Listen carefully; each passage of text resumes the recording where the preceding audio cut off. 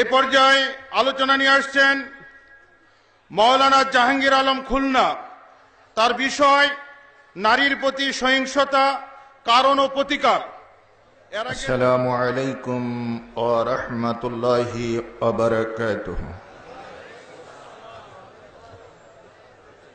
আসসালামু আলাইকুম ওয়া রাহমাতুল্লাহি ওয়া বারাকাতুহু।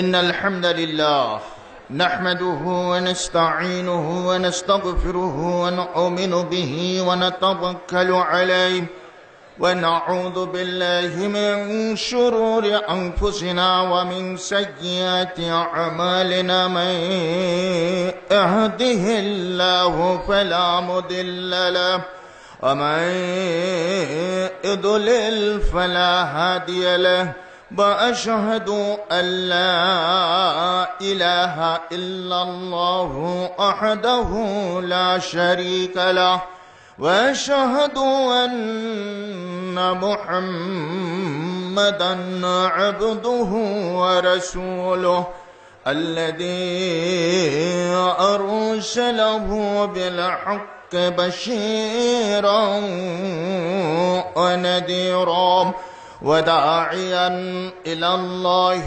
بإذنه وسراجًا منيرا. أما بعد فقد قال الله تعالى وتبارك في كلامه المجيد بالفرقان الحميد.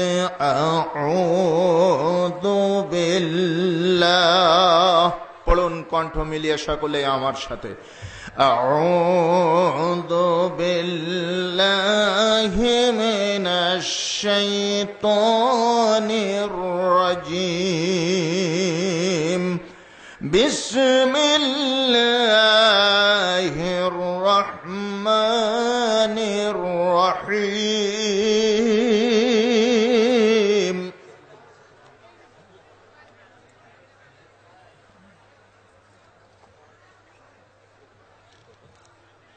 ولقد كرمنا بني آدم وحملناهم في البر والبحر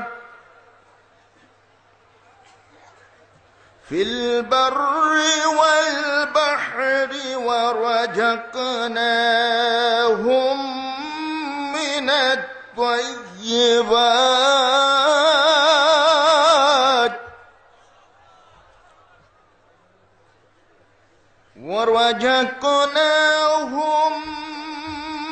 من الطيبات وفضلناهم على كثير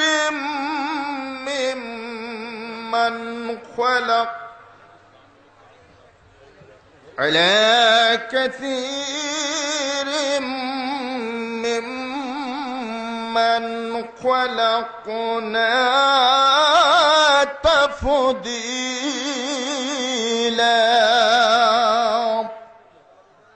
سبحانك اللهم.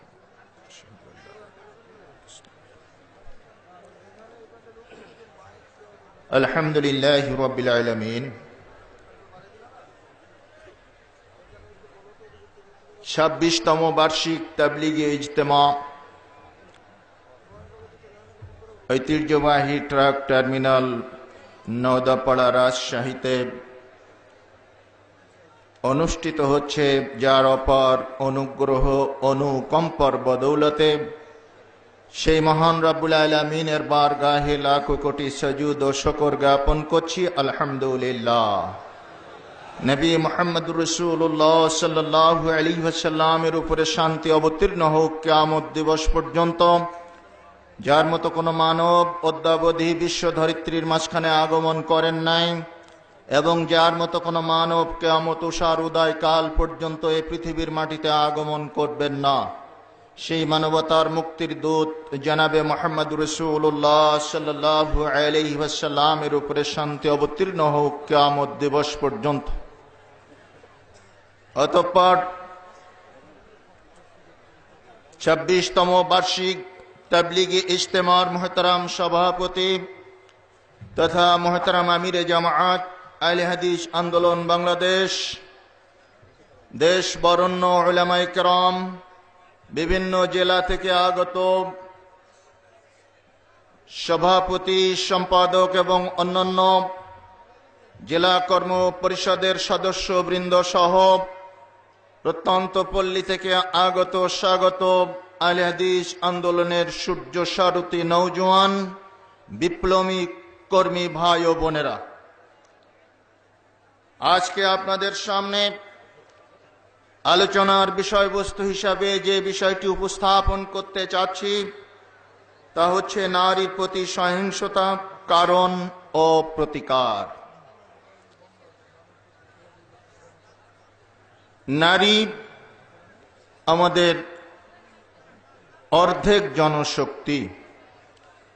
সারা পৃথিবীতে নারী আর পুরুষের সংমিশ্রণে আল্লাহ রাব্বুল আলামিন পৃথিবীর এই মানব বংশধারাকে কিয়ামত পর্যন্ত পরিচালনা করার একটি অমোঘ বিধান সৃষ্টি করেছেন। কিন্তু নারীর প্রতি সহিংসতা কেন? নারী কেন আমাদের সহিষ্ণুতার পাত্রী হলো না? নারী কেন বন্ধুত্বের পজিশনে আসতে পারল না? যুগে যুগে কালে কালে তার প্রতি সহিংসতা চরিতার্থ করে এই পুরুষ জাতি। এর কারণ কি? সংক্ষেপে এক কথায় এর কারণ হচ্ছে আল্লাহ প্রদত্ত ওহীর বিধান মাফিক যখন সমাজ পরিচালিত না হয় তখন নারী তার ন্যায্য অধিকার থেকে মাহরুম হয়। পুরুষরা তাদের উপরে যথেচ্ছা আচরণ বিধি চাপিয়ে দিয়ে নারীকে উৎপীড়িত করার যে অপপ্রয়াস চালায় এর নামই হচ্ছে সহিংসতা।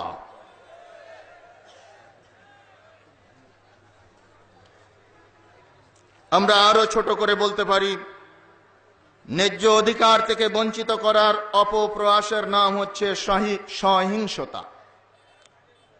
ন্যায্য অধিকার থেকে বঞ্চিত করার যে অপচেষ্টা তার নাম হচ্ছে সহিংসতা। নারীর প্রতি সহিংসতা, কারণ ও প্রতিকার। কেন সহিংসতার শিকারে পরিণত হয় নারী, আর এর প্রতিকারের কি ব্যবস্থা? আমরা ধারাবাহিকভাবে সেগুলো আপনাদের সামনে আলোকপাত করার চেষ্টা করব ইনশাআল্লাহ। ওমা তাওফীকি ইল্লা বিল্লাহ আলাইহি তাওয়াক্কালতু ওয়া ইলাইহি উনীব। প্রথমে আমরা দেখব নারী কোথা থেকে আসলো, নারীর উৎপত্তি ও ক্রমবিকাশ কোত্থেকে হলো? আলাদা কোনো জাতিসত্তা থেকে? জি না, নারীকে সৃষ্টি করা হয়েছে এই পুরুষের থেকেই। আল্লাহ রাব্বুল আলামিন যখন আদম আলাইহিস সালাতু ওয়াত তাসলিমকে সৃষ্টি করলেন তিনি ঘোষণা করে দিলেন, ফাইদা সাওয়াইতুহু ওয়া নাফাখতু ফীহি মির রূহি ফাকাউ লাহু সাজিদিন। সূরা হিজরের 29 নম্বর আয়াতে আল্লাহ পাক বললেন, অতঃপর আমি যখন তাকে সুষম করব এবং তার মধ্যে আমার রূহ ফুঁকে দেব তখন তোমরা তার সামনে সিজদায় পড়ে যাবে। কার সামনে? আদম আলাইহিস সালামের সামনে। যখন আমি তাকে সুষম করে তার ভিতরে রূহটা ফুঁকে দিব তখন তোমরা তাকে সিজদা করবে। আল্লাহর হুকুম ফেরেশতাদের উপরে আরোপিত হয়েছিল। অতঃপর আল্লাহ সুবহানাহু তাআলা সুম্মা সাওয়াহু ওয়া নাফাখা ফীহি মির রূহিহি, তাকে তিনি সুষম করলেন এবং তার মধ্যে রূহ ফুঁকে দিলেন। এখানে আদম এবং হাওয়া আলাইহিমাস সালাম উভয়ের কথাই বলা হয়েছে। উভয়কেই আল্লাহর রূহ থেকে ফুঁক দেওয়া হয়েছিল, কারণ হাওয়া এসেছিল পরবর্তীতে আদমের বুকের ভিতরে লুক্কায়িত বাঁকা পাজরের হাড় থেকে আলাদা কোনো জাতিসত্তা বা আলাদা কোনো ম্যাটেরিয়াল, আলাদা কোনো সৃষ্টি তত্ত্বের ভিত্তিতে নারীকে সমাজে পুনর্বাসিত করা হয়নি। আদম থেকেই সেই একই রক্ত মাংস, একই ম্যাটেরিয়াল, একই রূহ থেকেও হাওয়াকে তৈরি করা হলো। তাহলে নারী এবং পুরুষ অভিন্ন একটি সত্তা, পরস্পরের সম্পূরক। এটা আমরা এখন থেকে প্রতীয়মান হয় বলে মনে করতে পারি। সম্মানিত সুধীমণ্ডলী, এরপরে আসুন আল্লাহ পাক বনু আদমকে সম্মান প্রদর্শন করতে গিয়ে বনু আদমের মর্যাদা সকলের উপরে এর ঘোষণা দিতে গিয়ে সূরা ইসরা এর ৭০ নম্বর আয়াতে দ্ব্যর্থহীন ভাষায় বলে দিলেন, ওয়ালাকাদ কাররামনা বনি আদম, আমি বনু আদমকে সম্মানের হিমাগ্রী শিখরে আরোহণ করিয়েছি। ফাহামাল্লাহুম ফিল বাররি ওয়াল বাহর, আর আমি জলভাগে এবং ভূভাগে তাদের চলাফেরার জন্য বাহন সৃষ্টি করেছি। ওয়ারাযাকনাহুম মিনাত তাইয়্যিবাত, আর আমি উত্তম খাদ্য বস্তু থেকে তাদের আহার্যের ব্যবস্থা করেছি। ওয়াফাদ্দালনাহুম আলা কাসীরিম মিম্মান খালাকনা তাফজিলা, আল্লাহ পাক বলছেন আমি ভূপৃষ্ঠে অনেক সৃষ্টি জগতের উপরে তাদেরকে প্রাধান্য দিয়েছি। আল্লাহ সুবহানাহু তাআলা এই মানুষকে সৃষ্টি করেছেন, খুলিকাল ইনসানু দাঈফা, দুর্বল করে সৃষ্টি করা হয়েছে মানুষকে, একথা বললেন। কিন্তু আবার বললেন ওয়াফাদ্দালনাহুম আলা কাসীরিম মিম্মান খালাকনা তাফদীলা, আমি অনেক সৃষ্টি জগতের উপরে এই মানুষকে প্রাধান্য দিয়েছি। এখানে নারী এবং পুরুষকে সমবেতভাবে আল্লাহ প্রাধান্য দেওয়ার কথা ঘোষণা করেছেন। নারীকে বাদ দিয়ে শুধু পুরুষকে প্রাধান্য দেওয়া হয়েছে। নারী অবহেলিতা, নিষ্পেষিতা, অপয়া, নির্যাতিতা, অলক্ষী এ ধরনের কোনো কথা এখানে বলা হয় নাই। নারী এবং পুরুষকে আল্লাহ সুবহানাহু তাআলা সমানভাবে সম্মান প্রদর্শন করেছেন। তাহলে সহিংসতা কেন? কারণটা কি?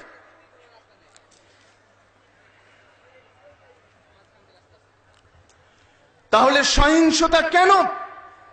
কারণটা কি? কারণ খুঁজতে গিয়ে আমরা কিছু কিছু জিনিস সামনে পেয়ে যাই। একটা হচ্ছে জাহেলিয়াত, যেটা সেই প্রাগ ইসলামিক যুগে জাহেলিয়াতের দুর্ভেদ্য অমানিসায় সমাজ যখন ছিল কলুষিত, সেই যুগে নারী সন্তানকে তারা, কন্যা সন্তানকে তারা জীবন্ত কবর দিত। আল্লাহ সুবহানাহু তাআলা সূরা তাকবীরের ৮ এবং ৯ নম্বর আয়াতে সেই ঘটনা উল্লেখ করে বলেছেন, ওয়াইদাল মাউউদাতু সুইলাত বিআইয়ি জামবিন কুতিলাত, সেদিন কিয়ামতের মাঠে জীবন্ত প্রথিত কন্যা শিশুকে জিজ্ঞাসা করা হবে, কোন অপরাধে তোমাকে হত্যা করা হয়েছিল? জাহেলি যুগে কন্যা সন্তানকে অপয়া এবং এটা একটা ক্ষতির কারণ মনে করে, এটা অপমানের কারণ মনে করে তারা জীবন্ত কবর দিত। এটা নারীর উপরে একটি স্পষ্ট সহিংসতা, যা ইসলাম আসার পরে কিভাবে তিরোহিত হয়েছে সে ঘটনা আমাদের সামনে আসবে।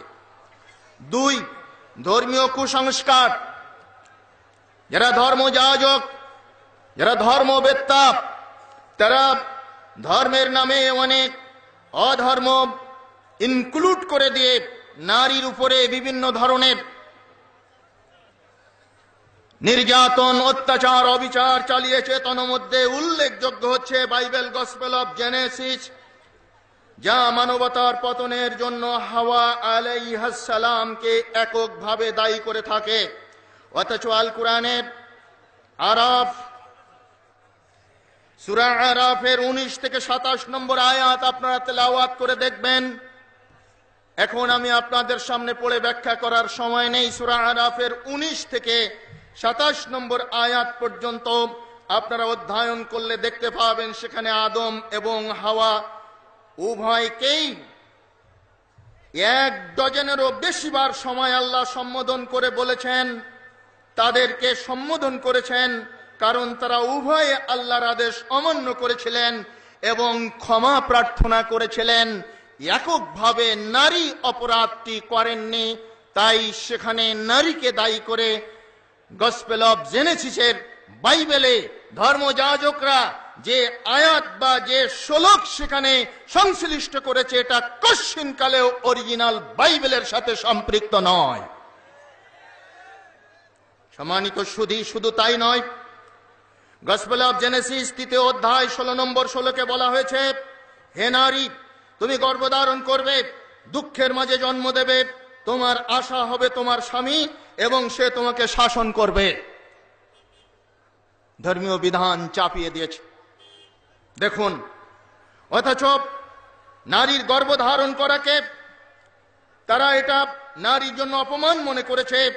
গর্ভধারণ এবং প্রসব বেদনা নারীদের শাস্তি হিসাবে উল্লেখ করেছে যে নারী হচ্ছে আদি পাপের নাটের গুরু, নারী পাপ করেছিল, পুরুষ করেনি।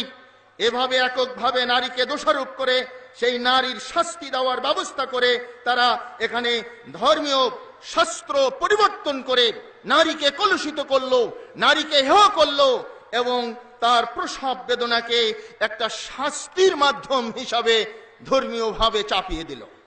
দেখেন কত বড় জুলুম।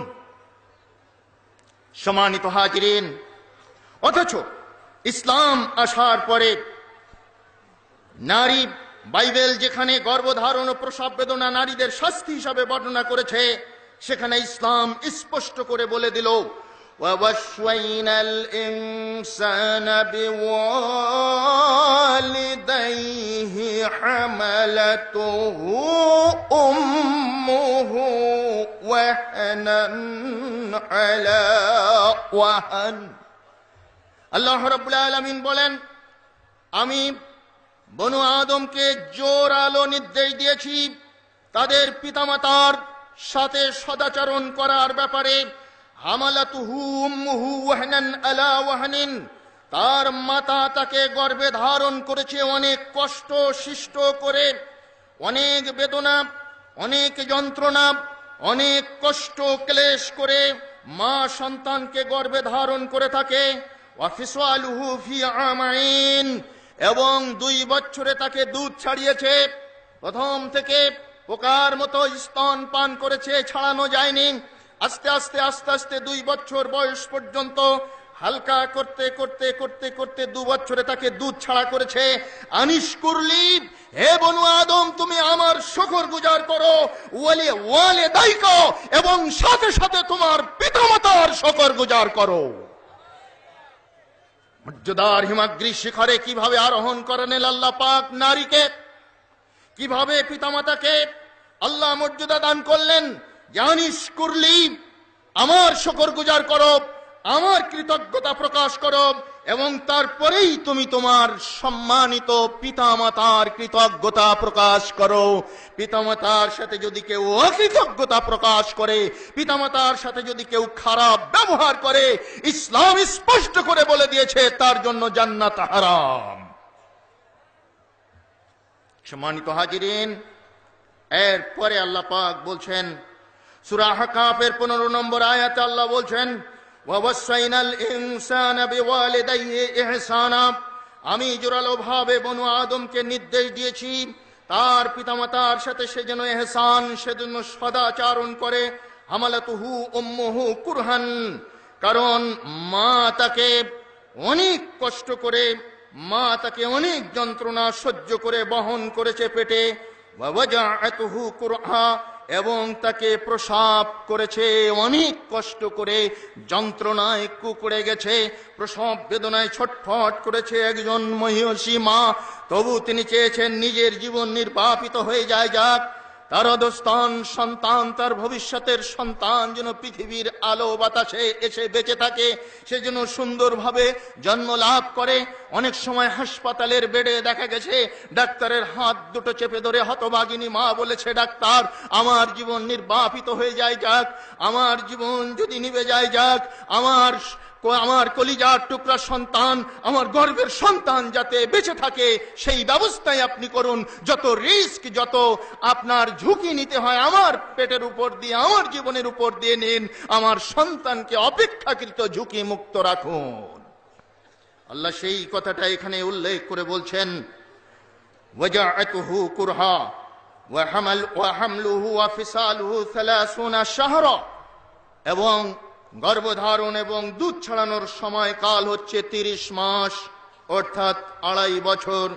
এভাবে বহু জায়গায় আল কোরআন নারীদের গর্ভধারণ ও শিশু জন্মদান মর্যাদা বৃদ্ধির কারণ হিসেবে উল্লেখ করেছে। এটা কশ্চিনকালেও শাস্তির কোনো কারণ হতে পারে না। বাইবেল, খ্রিস্টানদের এই ধর্মশাস্ত্র এই তথ্য পরিবেশন করেছে যেখানে তথ্য সঠিক নয়।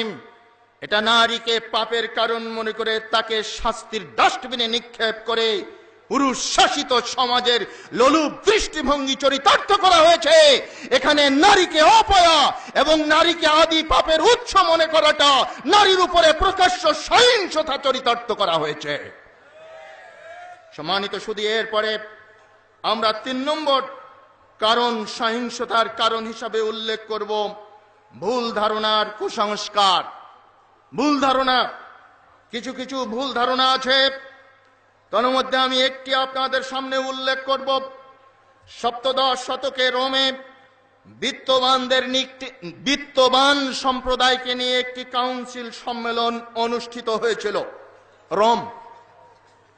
সেখানে কাউন্সিলর কারা ছিলেন? যারা বিত্তবান, ধনী গণী সমাজের কোটিপতি মানুষেরা। তারা একটা সম্মেলন করে সেখানে ঐক্যমত্যের ভিত্তিতে ঘোষণা দিল যে নারীর শরীরে কোনো আত্মা নাই।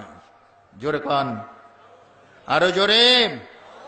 কি আপনারাও তাই মনে করেন নাকি? নারীর শরীরে কোনো আত্মা নাই মনে করেন নাকি?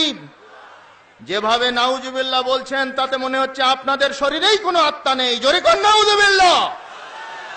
নারীর শরীরে আত্মা নাই, এর চাইতে ভণ্ডুল, এর চাইতে অহেতুক, এর চাইতে অসংলগ্ন, এর চাইতে মিথ্যা আর কোন কথা হতে পারে? কেন আত্মা থাকবে না? তুমি বের হলো কোত্থেকে? তুমি কার থেকে বের হয়েছো? তোমার মায়ের শরীরে যদি আত্মা না থাকতো তুমি কোত্থেকে আসলে? তুমি আত্মা কোথায় পেলে? এত বড় পাশবিক বাক্যাবলী নারীর উপরে প্রয়োগ করে এই সমাজের একদল পুরুষ তারা আত্মপ্রসাদ লাভ করতে চেয়েছে। দিক শতদিক এই ধরনের জুলুমবাজ, এই ধরনের জুলুমবাজি নারীর উপরে যুগে যুগে চলেছে। ইসলাম এসে, আল্লাহর ওহী এসে বিশ্বনবী মুহাম্মদ সাল্লাল্লাহু আলাইহি সাল্লাম নারীকে আপন মর্যাদায়, আপন মহিমায় উদ্ভাসিত হওয়ার সুযোগ দিয়ে দিয়েছেন। সম্মানিত শুধু আরো তাজ্জবের ব্যাপার, পশ্চিমা মিডিয়া এ ভুলটি এখনো জিয়ে রেখেছে। এখনো পশ্চিমা মিডিয়ায় অনেকে মনে করে যে নারীর শরীরে কোনো আত্মা নেই, ওরা খেলেও চলে, না খেলেও চলে, তাই সব ভালো খাবারগুলো আমাদের খেয়ে নিতে হবে, ওরা ঝাল পোড়া দিয়ে খাবে। জোরে কন নাউযুবিল্লাহ। ওদেরকে কিল, ঘুষি, লাথি, জুতা, ছাতা যা খুশি মারো, যেহেতু আত্মাই নাই, তোর তো কোনো অনুভূতি নাই, সুতরাং সব ধরনের নির্যাতনের উপরে চলবে। আবারও বলি নাউযুবিল্লাহ। এভাবে অনেক রেফারেন্স আপনাদের সামনে টানা যাবে, সময়ের অভাবে সামনের দিকে এগিয়ে যাচ্ছি। আল্লাহ সুবহানাহু তাআলা কি বললেন এ ব্যাপারে সেটার দিকে আমরা একটু আলোকপাত করব।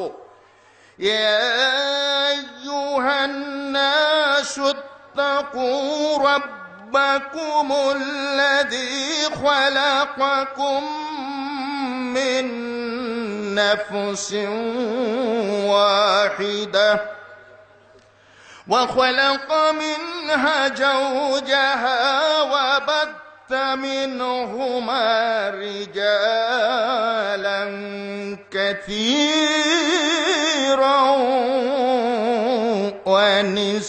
ونساء।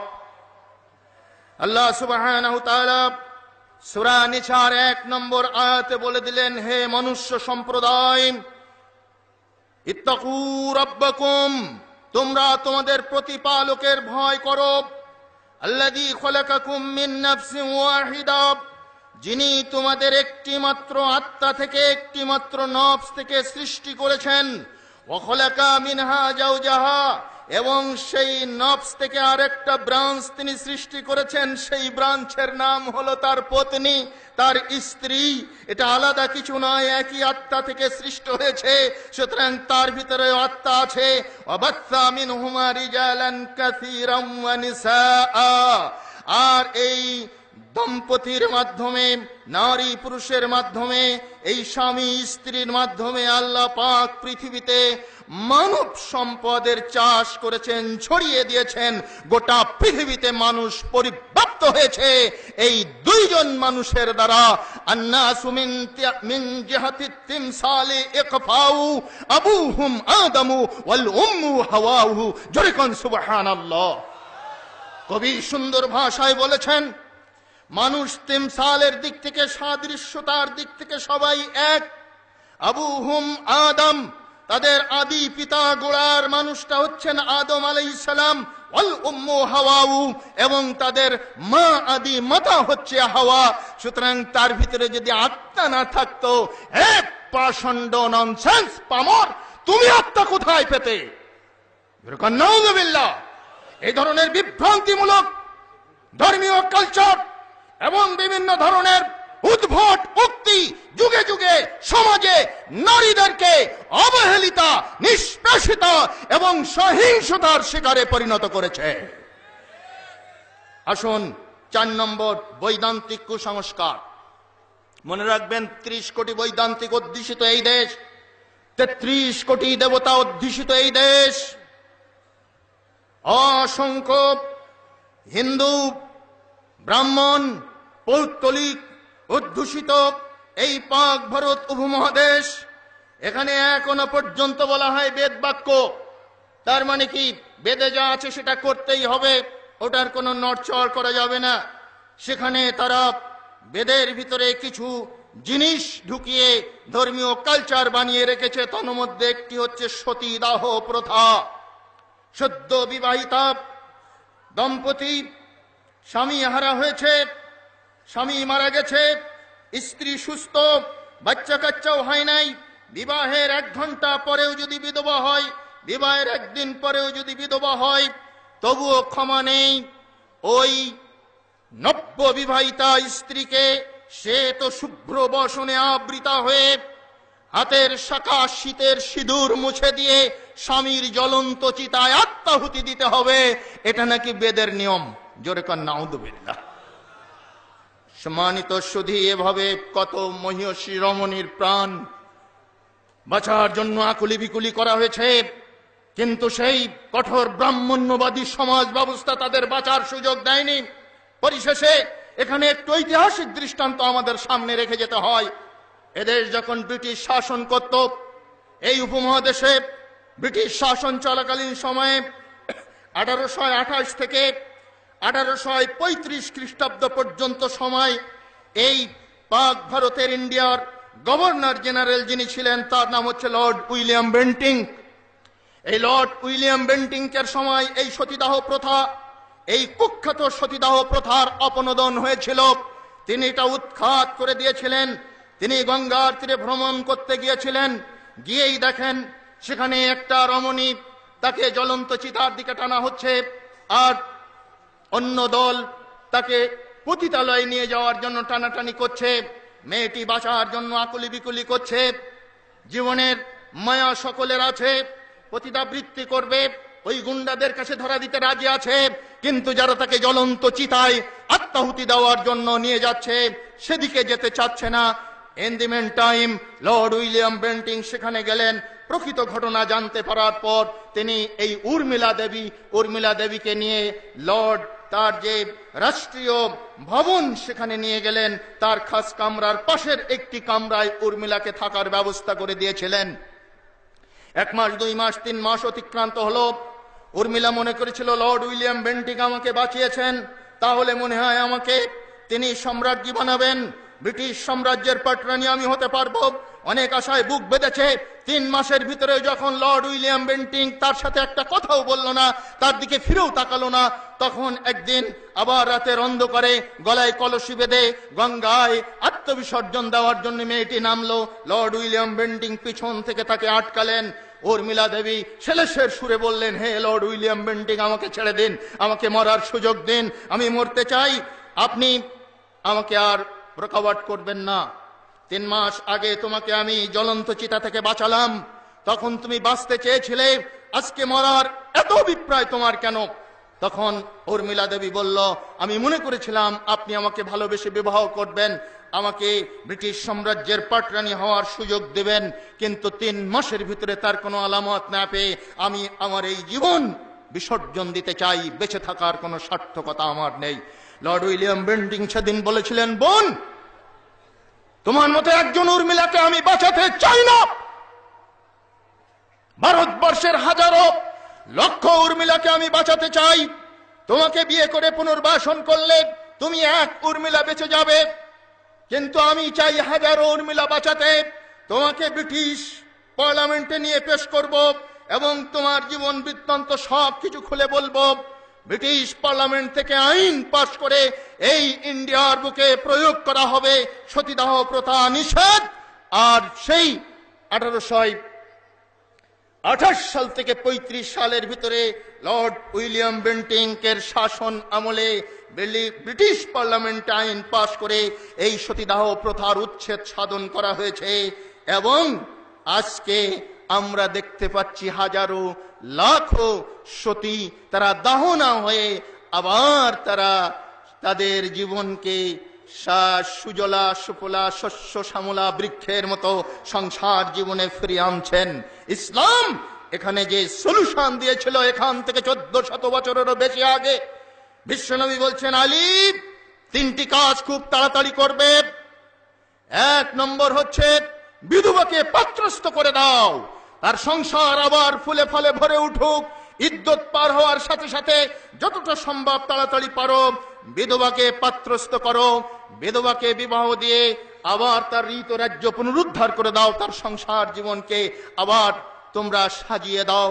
তাহলে ইসলাম নারীর মৌলিক অধিকার সহিংসতার বদলে সহিষ্ণুতা প্রদর্শন করে নারীকে আপন করে তার হিত তার কল্যাণ কামনা করেছে, কিন্তু বৈদান্তিক সংস্কার সেটা পারে নাই এবং তারা আজও পর্যন্ত বিধবাকে বিবাহ দিতে নারাজ। তারপরে সন্তানের উত্তরাধিকার থেকে তারা নারীদেরকে বঞ্চিত করে, মেয়েদেরকে বঞ্চিত করে।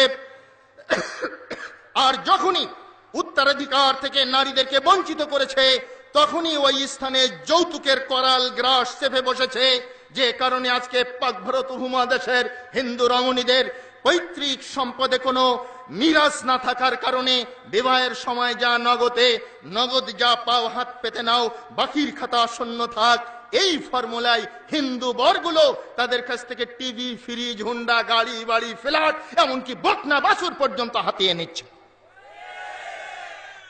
সম্মানিত সুধী, ঠিক এই সংস্কার মুসলমানদের ভিতরে আজকে জেগে বসেছে।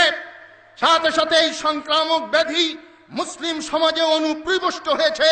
মুসলিম তরুণরা তাই আজকে যৌতুক ছাড়া বিয়ে করতে চাচ্ছে না, এমন আলামত আমাদের সমাজে পাওয়া যাচ্ছে। সাবধান হয়ে যান। এ 26তম বার্ষিক তাবলিগে ইজতেমার শ্রোতা ভাই ও বোন, হে বন্ধু, যারা পিতা আছেন শপথ করে যান, অঙ্গীকার করে যান, সন্তানকে বিয়ে দেওয়ার সময় কোনো যৌতুক দাবি করবেন না। যারা অবিবাহিত তরুণ আছো, আল্লাহকে সাক্ষী রেখে আল্লাহকে হাজির নাজির জেনে শপথ করো, যৌতুকের এই হারাম তোমার গলার নিচে অনুপ্রবিষ্ট হবে না। আল্লাহ নবী বললেন, লা ইয়াদখুলুল জান্নাতা জাসাদুন গুদ্দিয়া বিল হারাম, সেই দেহ কশিন কালেও জান্নাতে যাবে না যেই দেহ হারাম দিয়ে গঠিত। যৌতুক হারাম, তুমি এই হারাম থেকে বেঁচে থাকার শপথ গ্রহণ করো। আল্লাহ তোমাকে তৌফিক দান করুন, সকলেই বলি আমিন। এরপরে 5 নম্বর, অপসংস্কৃতির অনুপ্রবেশ, অর্থাৎ মহারানা কম, যৌতুক বেশি। এই যে হিন্দুদের থেকে আমরা অপসংস্কার পেলাম। এই সংস্কৃতি আমাদের ভারতীয় মুসলিম সমাজে দেখা যাচ্ছে সামান্য মোহরানার নাম মাত্র বেদে সেটা ওই বাকি জুকি বাকির নাম ফাঁকি এরকম ভাবে রেখে অন্যান্য আসবাবপত্র টিভি ফ্রিজ যদি বর মাশাআল্লাহ গ্রাজুয়েট হয়ে যায় তাহলে 1.5 থেকে 2 লক্ষ টাকার জিনিস বুঝে দিতে হয়, যদি ইঞ্জিনিয়ার হয় তাহলে 4 থেকে 6 লক্ষ টাকার জিনিস বুঝে দিতে হয়, যদি মাশাআল্লাহ মেডিকেল অফিসার হয়ে থাকেন ডাক্তার হয়ে থাকেন তাহলে 6 থেকে 10 লক্ষ টাকার বুঝ দিয়ে তারপরে কন্যা সম্প্রদান করতে হয়। এই অপসংস্কৃতি নারীর প্রতি সহিংসতা চরিতার্থ করতে সহায়ক হয়েছে, এর থেকে আমাদের বিরত থাকতে হবে। এরপরে 6 নম্বর, এখানে একটা তথ্যভিত্তিক আলোচনা আপনাদের সামনে আসবে। বিবিসির রিপোর্ট অনুযায়ী তাকে মরতে দাও এই একটা অনুষ্ঠান, তাকে মরতে দাও, কাকে? কন্যাকে তাকে মরতে দাও এই শিরোনামে একটি অনুষ্ঠান তারা প্রচার করেছে নিকট অতীতে এবং অতি সম্প্রতি তার পুনঃপ্রচারও হয়েছে ভারতের স্টার টিভি চ্যানেল থেকে।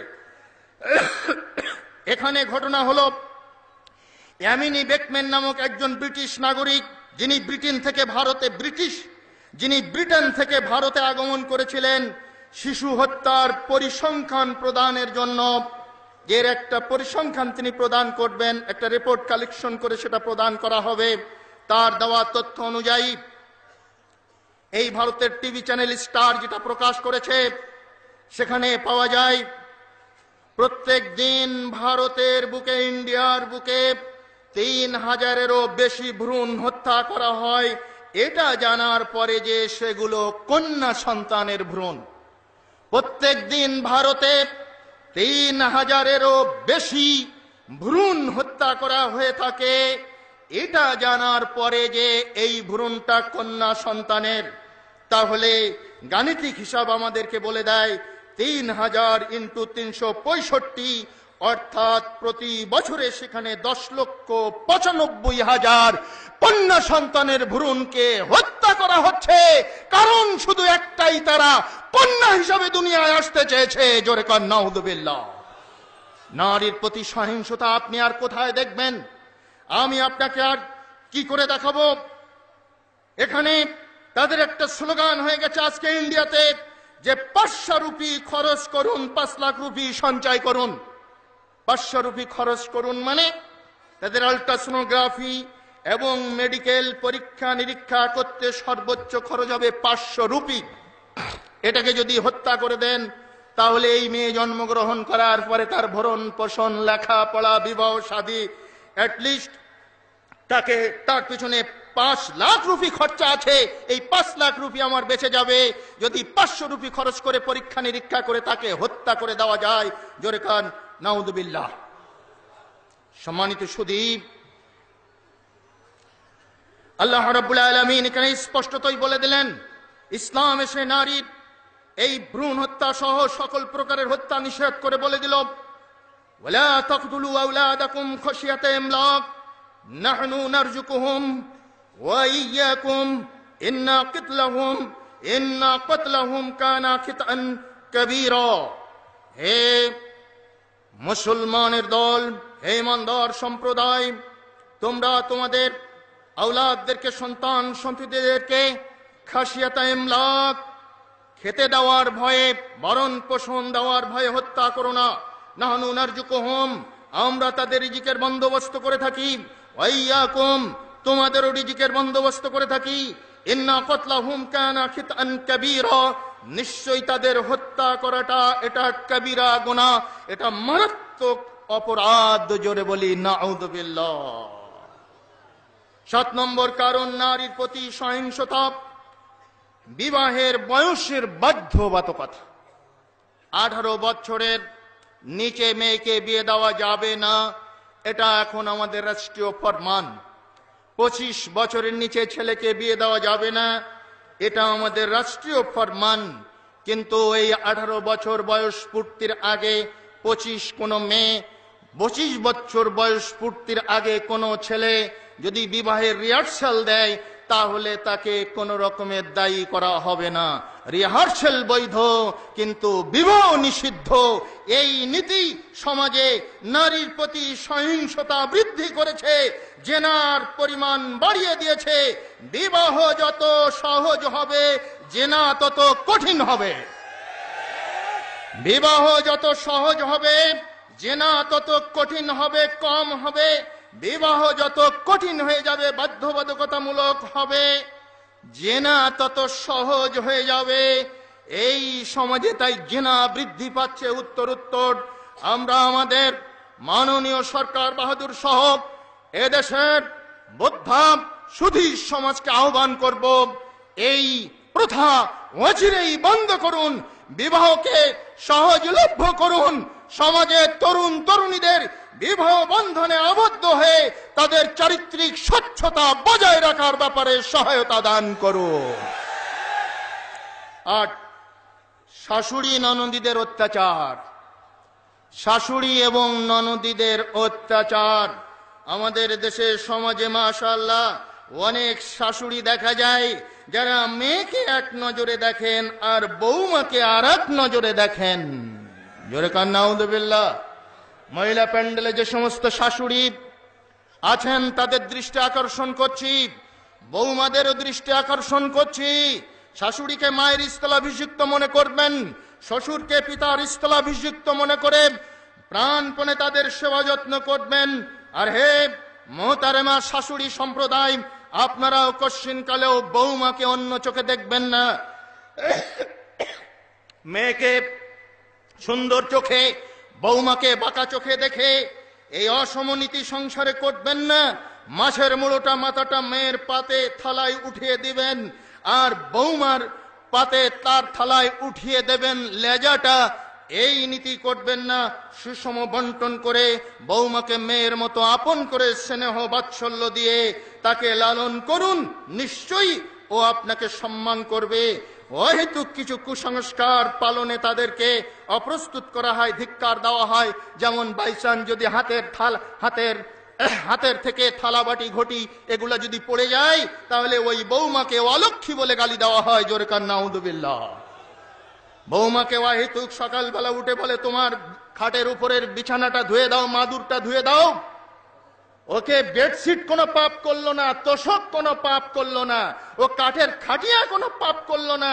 ওই যে এক ধরনের বেতা দিয়ে, এক ধরনের মেলে বলে দক্ষিণ বাংলায় হোগলা দিয়ে যে পাটিটা বানানো হয়েছে, ওই পাটিটাই সব নাপাক আর সব দোষ হয়ে গেল, বলে ওটা ধুয়ে দাও। তোমার মা চাচিরা কিছু শেখায়নি? জোরে কান নাউযুবিল্লাহ। এ ধরনের সামাজিক কুসংস্কার আমাদের নারীদেরকে অবহেলিতা এবং সহিংসতার শিকারে পরিণত করছে। এটা বন্ধ করতে হবে। 9 নম্বর হচ্ছে নারী স্বাধীনতার নামে তাকে নগ্ন করে ভোগের পায়তারা চালানো। মনে রাখবেন, পশ্চিমা কালচার অনুসরণে স্বাধীনতার নামে নারীকে যারা নগ্ন ও বেপর্দা করার বক্তব্য দিচ্ছে, তারা তার দেহ ভোগের ছদ্মবেশী প্রতারক মাত্র। আবার শুনুন, পশ্চিমা কালচার অনুসরণে স্বাধীনতার নামে নারী নগ্ন ও বেপর্দা করার বক্তব্য তার দেহ ভোগের ছদ্মবেশী প্রতারণা। এর থেকে সাবধান হতে হবে। তার মর্যাদা থেকে বঞ্চিত করা এবং তার নারী সত্তাকে অবমূল্যায়ন করার নামান্তর মাত্র। যেমন ধরুন, ওই যে ভ্যালেন্টাইন্স ডে হয়ে গেল কয় ফেব্রুয়ারি? 14 February Valentine's day.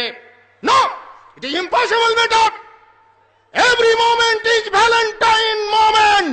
জোরে কোন সুবহানাল্লাহ। ইসলাম বলে দিয়েছে প্রত্যেকটি মুহূর্তই ভ্যালেন্টাইন মুহূর্ত, ভালোবাসার মুহূর্ত।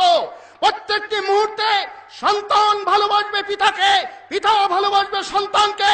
প্রত্যেকটি মুহূর্তে স্ত্রী ভালোবাসবে স্বামীকে, স্বামী ভালোবাসবে কাকে? শালিকাকে। নম, স্ত্রীকে ভালোবাসবে। সীমা অতিক্রম করলে চলবে না। ইসলাম একমাত্র দিন সারা বিশ্বের মাঝখানে যেই মানবিক ধর্ম, যেটা হচ্ছে স্বভাব ধর্ম, যেখানে নারী পুরুষের সম্পর্ক থাকবে, ভালোবাসা থাকবে, প্রেম থাকবে, প্রণয় থাকবে, পরিণতি থাকবে। প্রেম থাকবে, পরিণয় থাকবে, কিন্তু এটা সীমালঙ্ঘন থাকবে না। প্রেমের নামে, ভালোবাসার নামে কোনো নোংরামি চলবে না।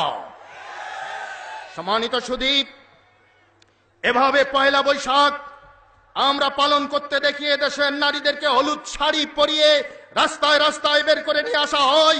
এটা বন্ধ করতে হবে, তা না হলে নারীর প্রতি সহিংসতা রোকাওয়াট করা যাবে না। এরপরে বন্ধ করতে হবে হ্যাপি বার্থডের নামে, জন্মদিন পালনের নামে নারীর এই নগ্নতা বন্ধ করতে হবে। হ্যাপি ম্যারেজ ডে বন্ধ করতে হবে।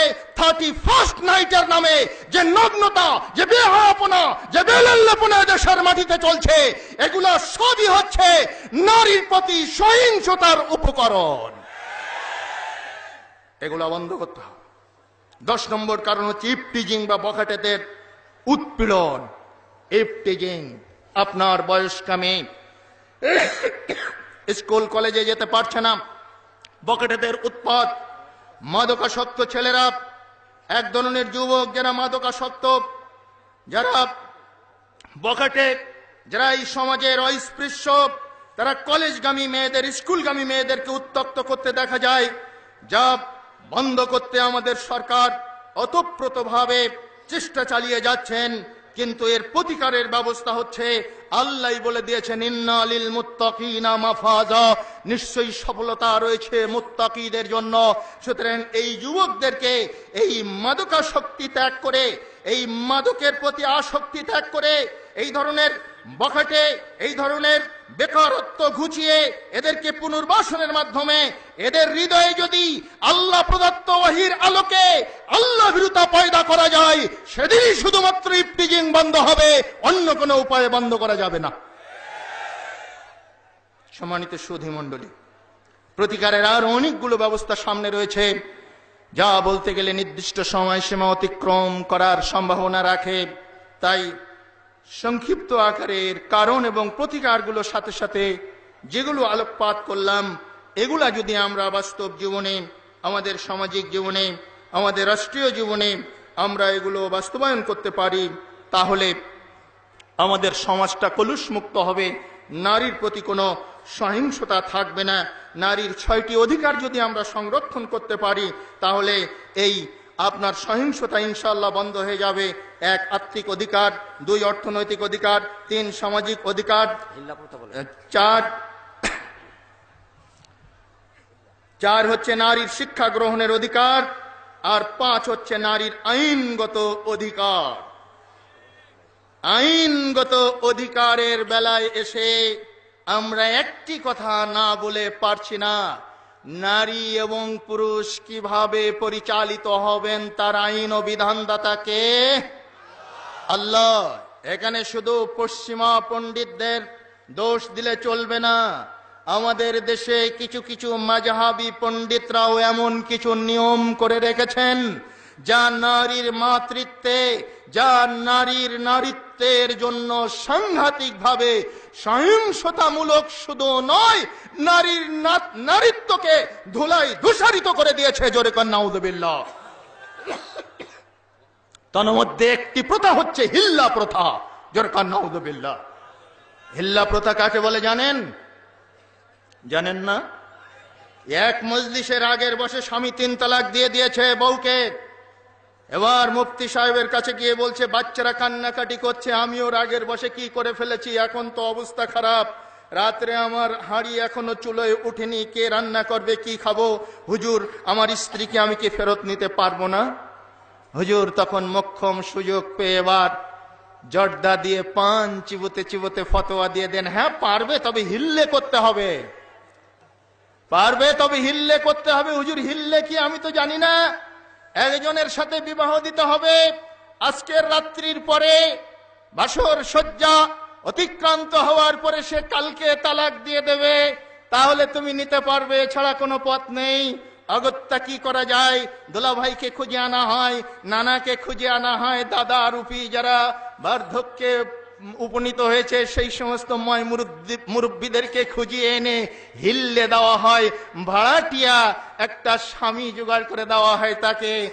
এই স্বামীর সাথে 1-2 রাত যাপন করার পরে লজ্জাকর ব্যাপার, তারপরেও বলতে হচ্ছে আপনাদের সামনে, পরের দিন চুক্তি ভিত্তিক এই তালাকনামা প্রদানের মাধ্যমে ইদ্যত পালনের পরে এই স্বামীর ঘরে ফিরে আসার এই যে অভিনব কৌশল, এই যে একটা নারীকে বেইজ্জতি করার অপপ্রয়াস, এর নামই হচ্ছে হিল্লে প্রথার মাধ্যমে নারীর প্রতি সহিংসতা চরিতার্থ করা। অথচ আল্লাহর নবী মুহাম্মদ রাসূলুল্লাহ সাল্লাল্লাহু আলাইহি সাল্লাম বলেছেন, এক মজলিসে 3 তালাক, এক তালাকে রেজি গণ্য হবে। ইচ্ছা করলে স্বামী ইদ্যতের ভিতরে বিনা বিবাহে ফেরত নিতে পারবে, আর ইদ্যত পার হয়ে গেলে বিবাহ নবায়নের মাধ্যমে ফেরত নিতে পারবে। হাদিস এবং কোরআনের প্রতি ভ্রুক্ষেপ না করে, ওহীর স্পষ্ট বিধানকে উপেক্ষা করে আজকের সমাজে তথাকথিত মোল্লা মুন্সিরা যে বক্তব্য দিয়ে, যে ফতোয়া দিয়ে অসংখ্য নারীকে ইজ্জত বিক্রির পর্যায়ে ঠেলে দিয়েছেন, এরা ডাইরেক্ট নারীকে সহিংসতার মুখে ঠেলে দিয়েছেন। এ প্রথা বন্ধ করতে হবে। দেশের সাংস্কৃতিক মন্ত্রণালয়ের দৃষ্টি আকর্ষণ করে আমরা বলবো, নারী শিশু মন্ত্রণালয়ের দৃষ্টি আকর্ষণ করে আমরা বলবো, অচিরেই ধর্মের নামে এই জাহিলি প্রথা বন্ধ করে দিন। আল্লাহ নবী মুহাম্মদ রাসূলুল্লাহ সাল্লাল্লাহু আলাইহি সাল্লাম বলেছেন, যারা হিল্লে দিল তারা যেন ভাড়াটিয়া পাঠা দিল। নাউযুবিল্লাহ। অথচ আজকে এগুলো ধর্মের নামে আমাদের দেশে চলছে। সম্মানিত সুধী, প্রতিকারের 6টি মাধ্যম আমি বলেছিলাম, তন্মধ্যে নারীর আইনগত অধিকার বললাম। ইসলামিক আইন পবিত্র কুরআন এবং সুন্নাহর আলোকে আপনাকে আমাকে ইস্তেমবাত ইস্তেখরাজ করতে হবে। মন গড়া আইন চাপিয়ে দিয়ে নারী পুরুষ কাউকে শাসনের নামে শোষণ করা যাবে না, এটা ইসলামিক সিস্টেম নয়। 6 নম্বর প্রতিকারের ব্যবস্থা হচ্ছে ইসলামের নারীর রাজনৈতিক অধিকার চূড়ান্ত করতে হবে। রাজনীতিতে শুধু আপনার অধিকার থাকবে, নারীর থাকবে না তা নয়। তার মানে কি নারী নেতৃত্ব জায়েজ করতে হবে? জি না, নারীর পরামর্শেরও মূল্যায়ন করতে হবে, যেমনটি ওমরে ফারুক রাদিয়াল্লাহু তাআলা আনহু করেছিলেন। তিনি খুতবা দিয়ে বেরিয়ে যাচ্ছেন, 400 দিরহামের বেশি মোহরানা নির্ধারণ করা যাবে না। খুঁটির আড়ালে একজন মহিলা দাঁড়িয়ে আছেন, খলিফাতুল মুসলিমিনকে সালাম দিয়ে বললেন, আল্লাহ বলেছেন, ওয়া তাইতুম ইহদাহুন্না কিনতারা, তোমরা তোমাদের স্ত্রীদের প্রয়োজনে পাহাড় সমান সোনা রূপার স্তূপ দিয়ে মোহরানা আদায় করো যদি তোমার সামর্থ্য থাকে। আর আপনি হে খলিফা 400 দিরহাম নির্ধারণ করলেন, মুকাইয়্যদ করে দিলেন, লিমিটেড করে দিলেন, অধিকার আপনাকে কে দিয়েছেন? তখন ওমর ফারুক রাদিয়াল্লাহু তাআলা আনহু বলেছিলেন, একজন পুরুষ ভুল করেছে, একজন নারী আমার বহিন সেই ভুল সংশোধন করে দিয়েছে। যাও 400 দিরহাম মোহরানা মানতে হবে, যে অর্ডিন্যান্স আমি জারি করেছিলাম ওটা প্রত্যাহার করে নিলাম। যত খুশি তত মোহরানা নির্ধারণ করো পারঙ্গমতার ভিত্তিতে। আকুলু কওলি হাযা আস্তাগফিরুল্লাহ লি ওয়া লাকুম ওয়া লিসাইরিল মুসলিমিন। আসসালামু আলাইকুম ওয়া রাহমাতুল্লাহি ওয়া বারাকাতুহু।